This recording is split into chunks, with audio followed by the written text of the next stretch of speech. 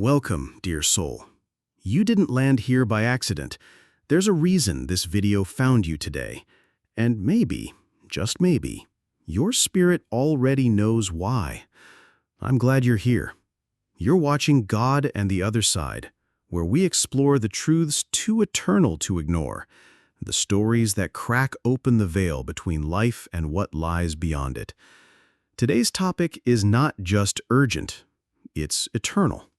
It's about something every human soul will one day face, yet most avoid thinking about until it's too late. Judgment Day. Now, before you scroll or dismiss it as just another religious scare tactic, pause, breathe, and ask yourself honestly, what if it's real? Not in a metaphorical sense, not as a bedtime story to scare children into obedience, but as a literal divine appointment.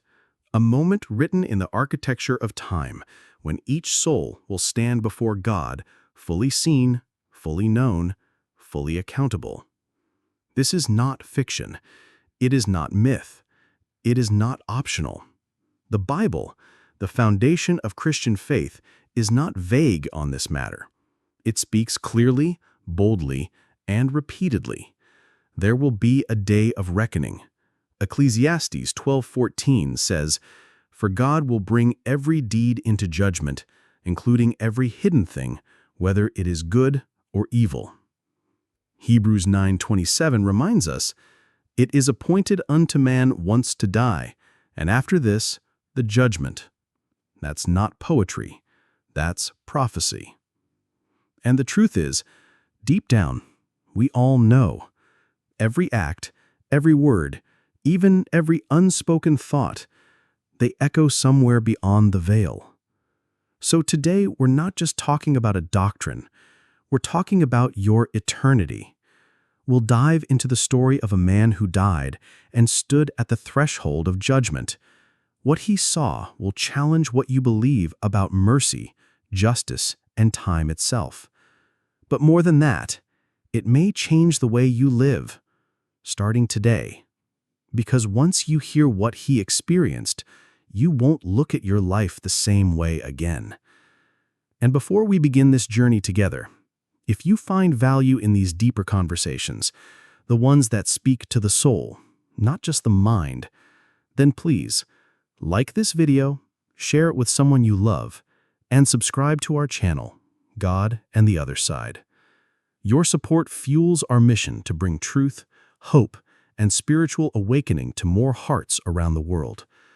Now, take a deep breath, open your heart, because what you're about to hear is not just a story, it's a wake-up call, and it might be the most important one of your life. His name was Michael.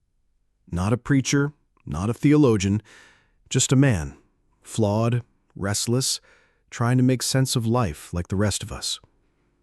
He was 42 when it happened, a massive heart attack. No warning, no goodbyes. One moment, he was in his office chair. The next, his body slumped forward and his pulse was gone. Paramedics arrived, but for 14 minutes, he was clinically dead. But here's where the story breaks from the physical. Michael says he didn't drift into darkness. He awoke in silence.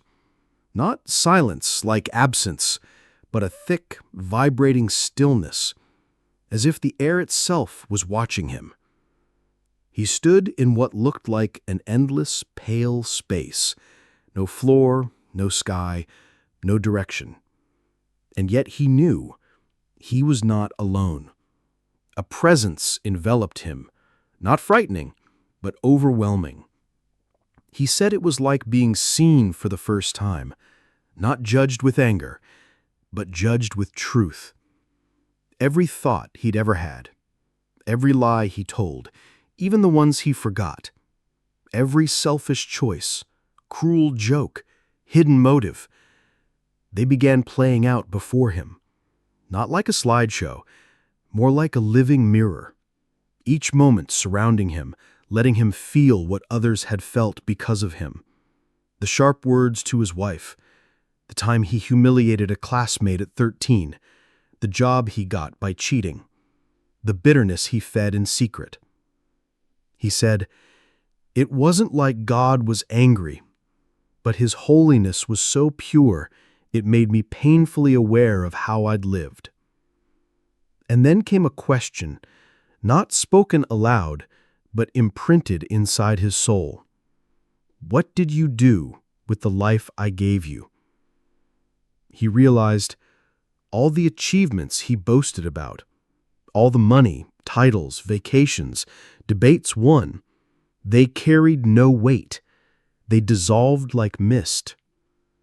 But the moments he gave freely, the nights he stayed up with his sick daughter, the apology he made to his father after years of silence, the groceries he left at a stranger's doorstep, those shined like gold in the presence of the divine. And then, he said, came something terrifying. He was shown what his life could have been had he listened more, loved better, feared less. The wasted years, the unopened doors. That regret, he said, was hell enough, but just as he felt himself falling into despair, a warmth covered him. Grace. Not because he earned it, because he finally saw it. He heard, gently, "You're being sent back, not because you deserve more time, but because someone will hear your story and choose me." And then he was back, in the hospital, tubes down his throat, nurses shouting. He lived, but Michael was no longer the man who died. He gave up his business, started visiting prisons, spoke at schools. He forgave people he once swore he'd never speak to again. He looked into the eyes of strangers and saw eternity reflected back. When asked why, he said, "Because I was given a glimpse of the moment every soul will face, and I can't unsee it." Now, maybe you're skeptical. Maybe you think it was a hallucination, a chemical surge, a brain's final flicker. But what if it wasn't? What if Michael's experience isn't rare, but a warning wrapped in mercy? Jesus himself said in Matthew 12:36, "But I tell you that everyone will have to give account on the day of judgment for every empty word they have spoken." That's not symbolism. That's scripture. The book of Revelation says it plainly. "And I saw the dead, great and small, standing before the throne, and books were opened. The dead were judged according to what they had done." Revelation 20, verse 12. The books. Your life. Every chapter. Michael's return wasn't to frighten people into faith. It was to remind us that mercy has a clock, that God is patient, but he is not passive. And Judgment Day isn't about punishment.